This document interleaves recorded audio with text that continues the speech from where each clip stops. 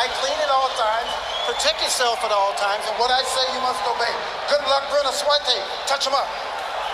And he believed that Margarito will try to jump Cotto from the beginning and use his bigger, stronger body to put pressure on the Puerto Rican fighter. Cotto seems ready for that. And the first minute produces more of a boxing match than some expected, and Cotto confidently steps inside and whips the left hook again. Margarito coming forward behind the jab. Margarito's flurry by Cotto. Margarito looking for opportunities, but putting space between the punches. Now the left uppercut from Margarito. And he steps in the corner and fires away.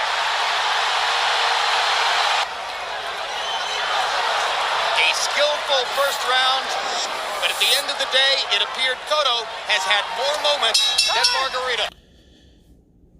What's up, fight fans? This is Kurt DeVille with Counterpunch Boxing News.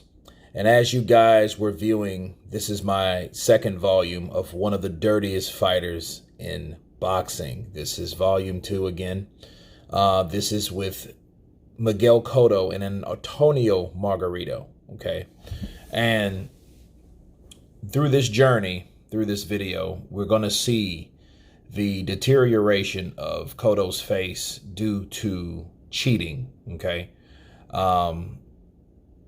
Antonio Margarito, as we saw highlights of the first round, he was durable like he's always been. He was a come forward fighter like he's always been, always has been.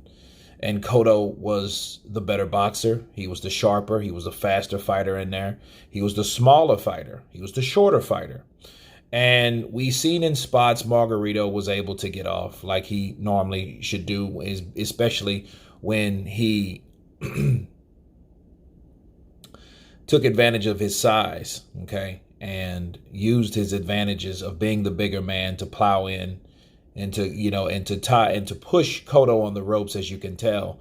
And that's where his success would begin, okay? Now, if you notice, Cotto, of course, this is just round 1, so we really won't see the damage done. But again, through this journey, we'll be able to see what happens with Cotto and how he gets broken down bit by bit. Okay, now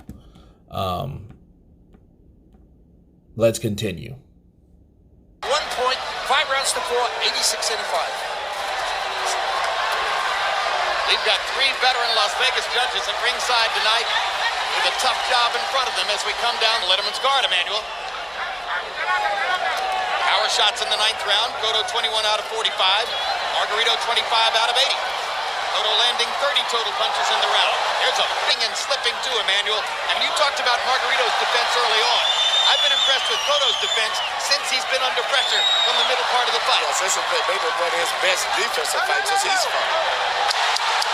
I had Cotto winning this round up until his last flurry. And now Cotto ties Margarito up, acknowledging perhaps that he was hurt on that flurry, and he lands a big right hand to end the... You see, in the round, as I said earlier, I had Cotto winning the round. Even though he's tired and fatigued, he was landing the clean, effective blows. In fact, but then as the round goes on, here comes Margarito with this with accumulation.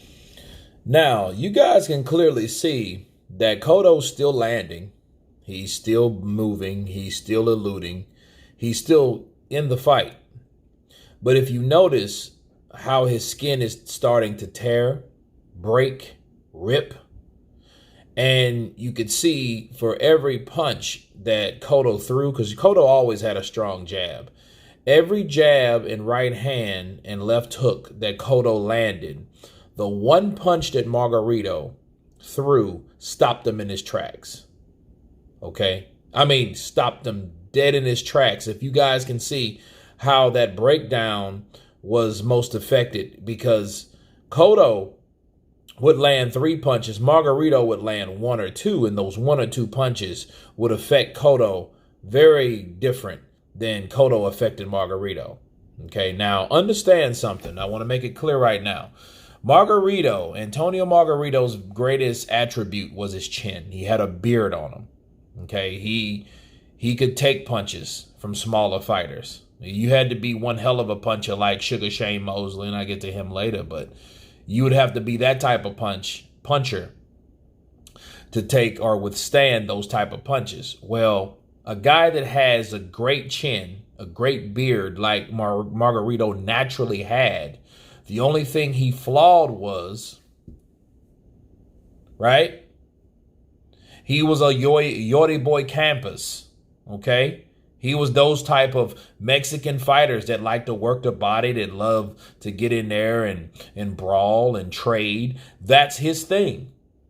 Okay, so, but you notice his thing was starting to affect Cotto much more. Now, it is true that Cotto was starting to slow down, but Cotto was still game. Cotto was still doing the same thing, okay?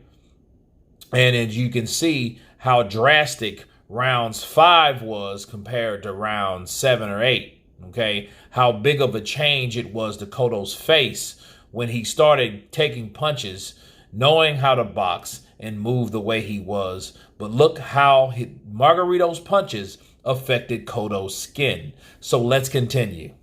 And you heard Leon Capetillo, Margarito's trainer and father. Margarito begins to land more, and the fact that he's going forward and applying all the pressure may augur in his favor. Another brilliant rally by Cotto, and he moves away. And another big uppercut, but constantly keeping the pressure on. 1 minute to go in round 6. Cotto with another one of his flurries. And another uppercut. Margarito misses with a right hand. Margarito is really making him pay a price in this round with those body shots. Cotto blocked most of those and then slipped the others. Explodes out of nowhere. But just the judges looking at his face and people watching, looking at Cotto's face, he looks like the guy who's taking the beating. And we know that could be a big factor sometimes, too. The punishment has accumulated to the point where Cotto has nothing left. There's no point in Kenny Bayless allowing this to proceed. No, it's over. It's over. And Evangelista Cotto's going to throw in the towel. This is just a case of Miguel Cotto succumbing to the constant pressure. 2 uppercuts. Yeah. Evangelista Cotto, Miguel's uncle, got up onto the apron and tossed in a towel. Recognizing what everyone else...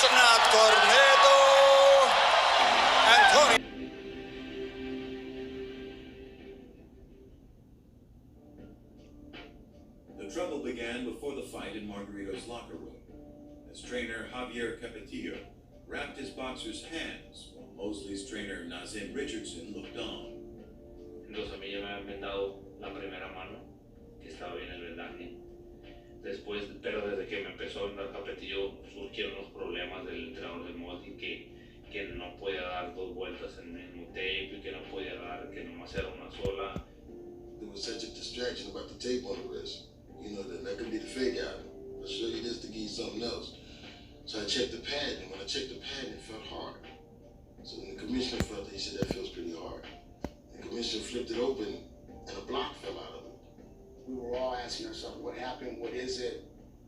Antonio kept asking me, what's going on, Sergio? What is that? I said, I don't know. It looks like another piece of gauze to me, but I don't know.